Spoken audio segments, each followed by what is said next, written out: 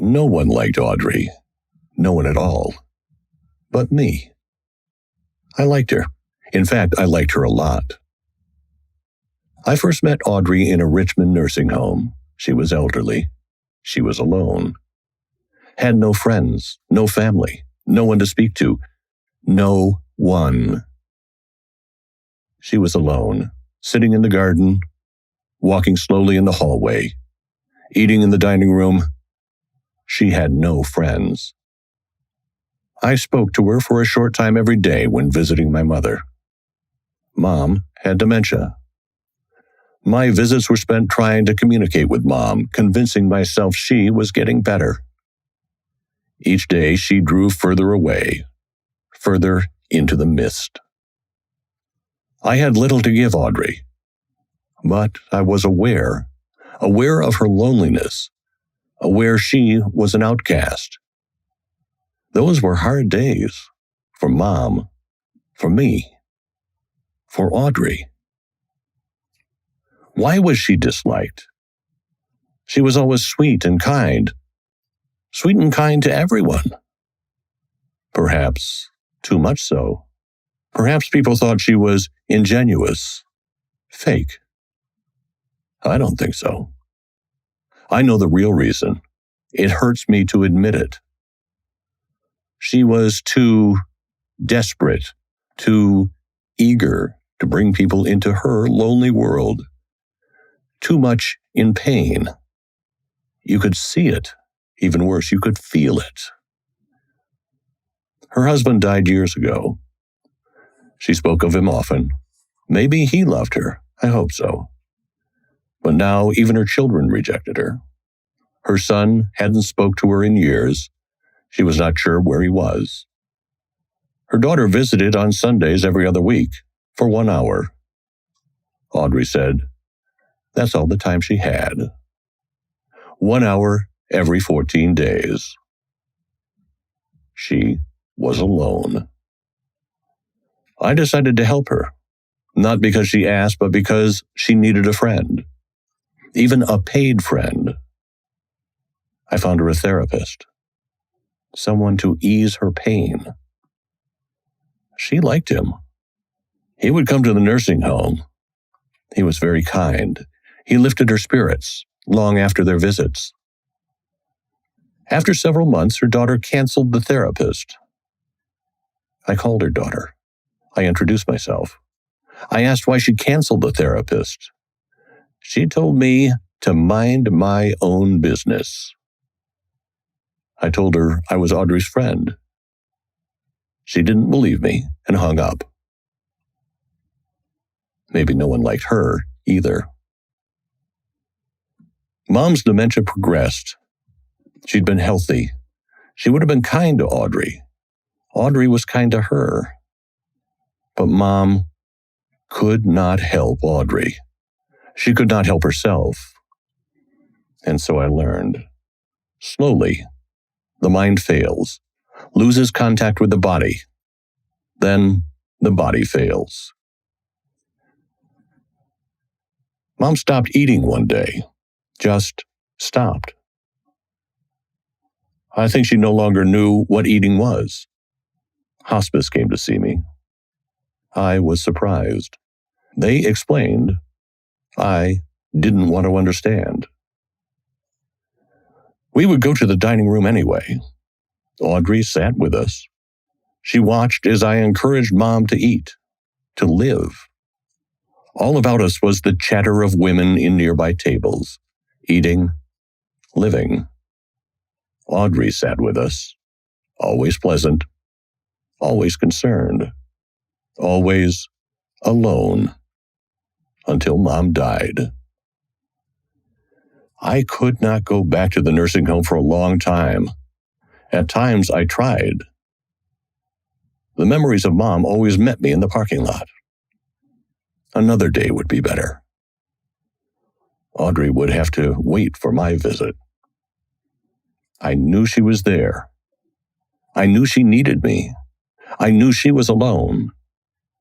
Leaving was painful, but I could not go in. One day I made it past the parking lot. Audrey's apartment was empty.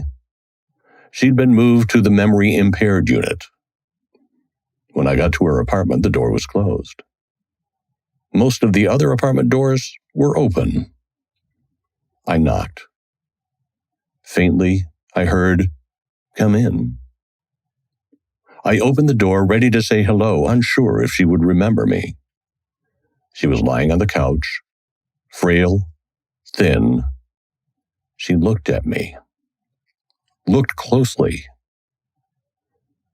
She whispered, more to herself than to me, "There is a God. There is a God," and began to cry.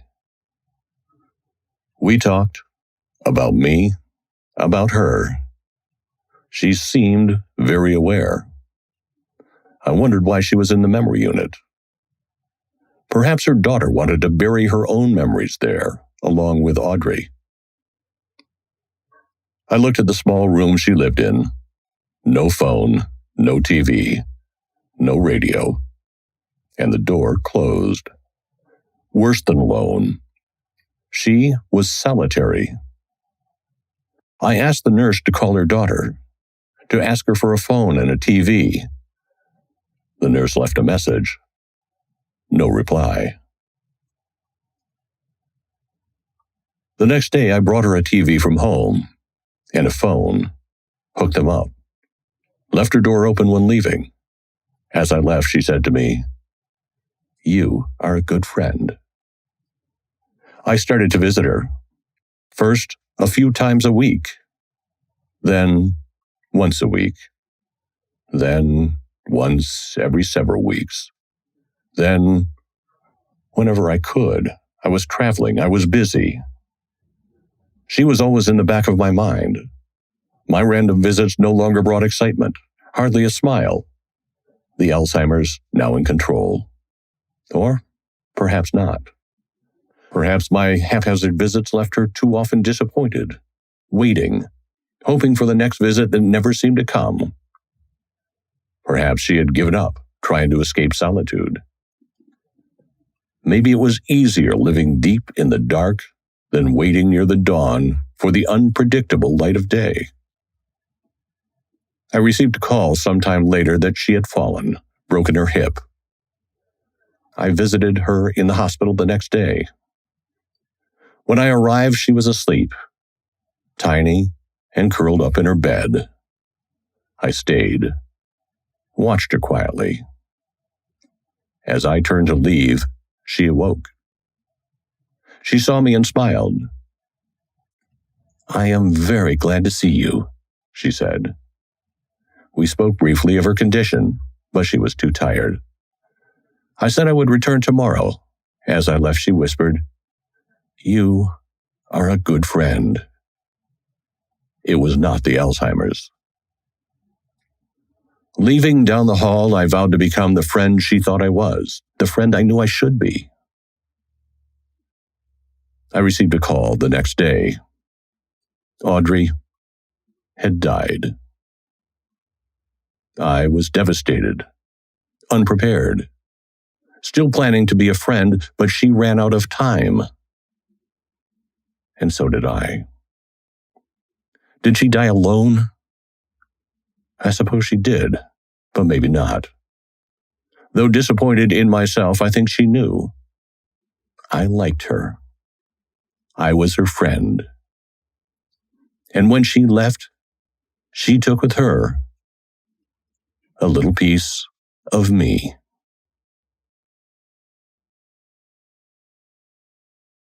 Hi. Thanks so much for listening. Feedback is so helpful. If you have a minute, please leave a comment in the box below. Also, don't forget to subscribe to this channel so that you can get all of my updates.